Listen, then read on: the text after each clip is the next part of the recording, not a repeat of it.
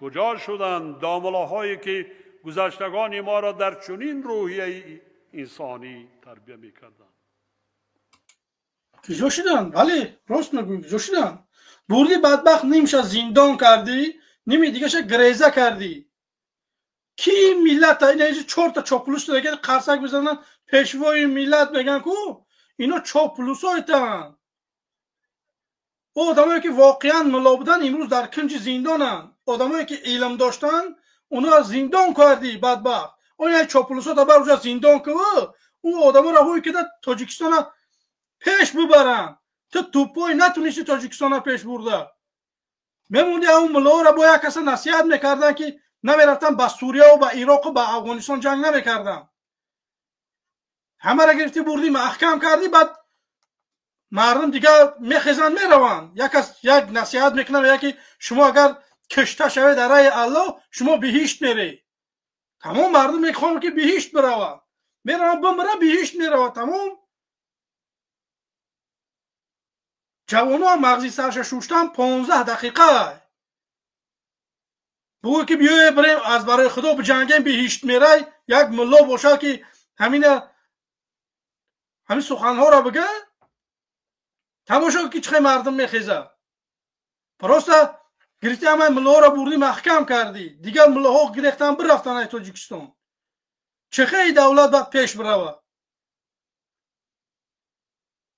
هر چیزی که کردگی همین ملت همین کردگی رحمانوف. اگر ملت اکستریمیست ای دستی تشیدگی ای، اگر مردم تروریست ای دستی تشیدگی ای. 33 سال شده ما چشمونهوی کردیم تره دیدیم بدبخت. ما یک نفر دیگر را ندیدیم. ما اگر یک کس دیگر را میدیم طریق تنقید نمیکردیم. تو نمیتونی لایق رئیس جمهوری نیستی. تو نتونستی، نمیتونی. تو باید برای با کدام لحاظ را بگیم که تو برای ای قدس دیدی، ای اولادت قطعی دز دیدی، همه چیز برای خودتون مهیا کرده. برای خلاص مونیم و مردمی تاجیک ما به حال خود ما زندگی کنیم.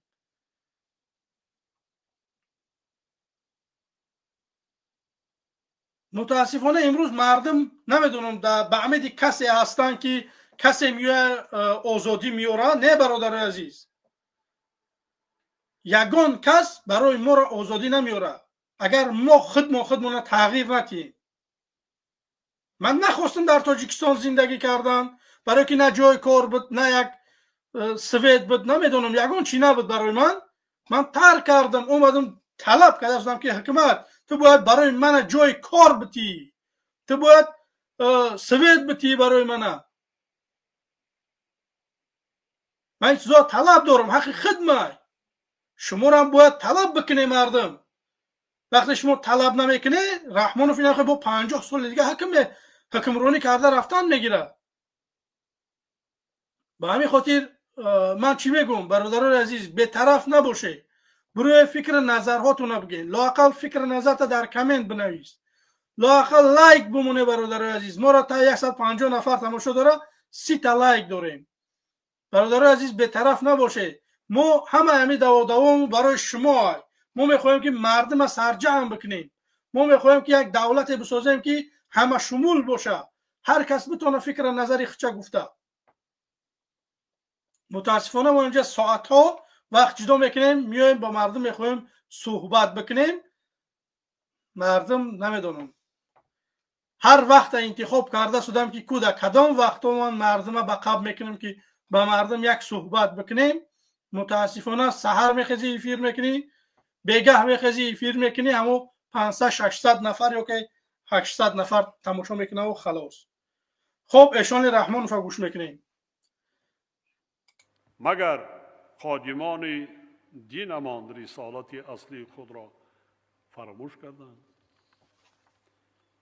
این گفته ها با آن معنا نیست که دولت نمیتواند به باشندگان این گونه مؤسسه غمخواری نماید، بلکه برای تفکر و اندیشه کردن و راه درست را در زندگی و روزگارداری پیدا کردن اهل جامعه را در رویه انسان دوستی نه افراطی و خرافاتی تربیت کردن است. انا این است رسالت خادمان دین. پیامبر اسلام در این مورد می‌فرماید آن نفری که یتیمی را به سرپرستی میگیرد فردا روز قیامت همراه من یکجا می باشد. کنیتون با کرده سادیم لیکن هر وقتی که من میبینم خواهی نخواهی عائله دیگر چیز است، محیط عائله خاندان دیگر است. حس میکنی این شما فهمیده شده مردم که امیر رحمانوف چی میگه؟ گفته شده که مقصد که همون صغیرهایی که هستن در دیدام ها همینا مردم بگیره. او تو برای چی حکمت برای چیه؟ وقتی یک آدم به پرستار میمونه باید اونا حکمت نگه بکنه.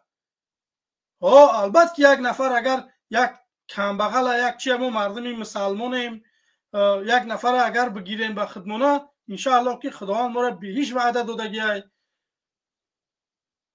به همین خاطر ما این چیزا میکنیم برای خدمت، نه که دولت دموکراتی که تو میگویی باید همین کارها را بکنه، باید به پرستارا را صغیرها را این همینا را باید نگه بکنه، کمک پولیشون بده، مکتبشون درست بکنه.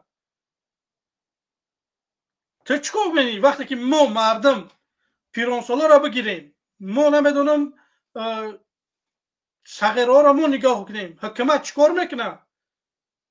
همه ارهامون اسوال کرده شدیم، استالبهامون خدمت نو میکنیم، سیمای سویتمون خدمت نو میکنیم. تو نالوکی ماشین مون میگیری، نالوکی آو سویت میگیری، گیجو میشوان. ما همین چیزا باتر میکنیم. بو پیروس نالوگ میتیم. ما بدونم که ما چند سال آزاد میمونیم مردمی همون میگیم منطقه را که همین کارا را کرده شدن برای خودشون. امروز متاسفانه در ناحیه ما مسابقه است که فلان قشلاق کوچه‌اش اسفال کرده بیا ما هم اسفال بکنیم. او مردم این کاری شما نیست، این کاری حکومته. حکومت باید برای شما راه بسازه، لطاک بشنونه، اوستالبا بچسبونه، سیم سویت بکشه. تو پیش او چوچکتا باید حکومت بکشه سیم سویت تره. همشون اخطا میکنه، با میان اشترافتون میکنه، با سویت ها نمیتین. با مو گپ زنه با میگه شما گپ نزنه، جای شما گرمه، جای من گرمه، با خدا قسمه جای من گرمه 100%. من دیلم با آدمای میسوزه که کار میکنه شما میای سویت نداره. او مردمی که به گناه یه من در گلاونی اکران موندگیم کو دیلی من با این نفرها میسوزه که امروز نیاز به کمک دارن، یک از کمکشون نمیکنه. من میخوام که این برادرها آزاد باشن.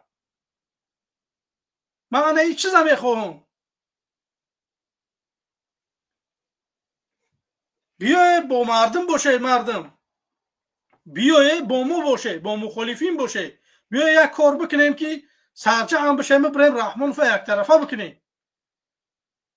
غیری صورت به تنهایی رحمانوف همه ما را میگیره میبرن میکشه نمیخواد زندانی میکنه دیگه. نفر نمیاوه که اینا تا ببروه در برنامه ضد رحمانوف گپ بزنه. باور کنید شما این چیزا نفر دیگه پیدا نمیشه اگر همین طرف هم بگیره. به همین خاطر برادر عزیز به طرف نباشه، قدر بکنه این نفرهایی که امروز دارن میخواهن که یگان دیگرگونی بکنن، بیاید برشون باشه، دستگیریشون بکنه. این کلغه و سبیخ چه ملا گرفته. اسلام بو نمیبره، نمیدونه که امیر رحمانوف کدام روز مسلمان های. این همین سوال امر چیست بر رحمانوف میگم که همین سوال بده که تا کدام روز مسلمانی؟ تو نمیدونی که کدام روز مسلمانی؟ می برو اینجا تو ملا نباشی، تو را کی اجازه داده که برای صحبتی دینی بکنی؟ من حیران زور میمونم که ملاشتگه با میخیزن قرصک میزنن. پیامبر همجا تحقیر کرد، زن و مادرای تاجیک تحقیر کرده می اومد رحمانوف یکش صدا بالا نمیکنه میخیزن قرصک میزنن. مردن شما اوره ملا به خب دلش بریم گوش کنیم.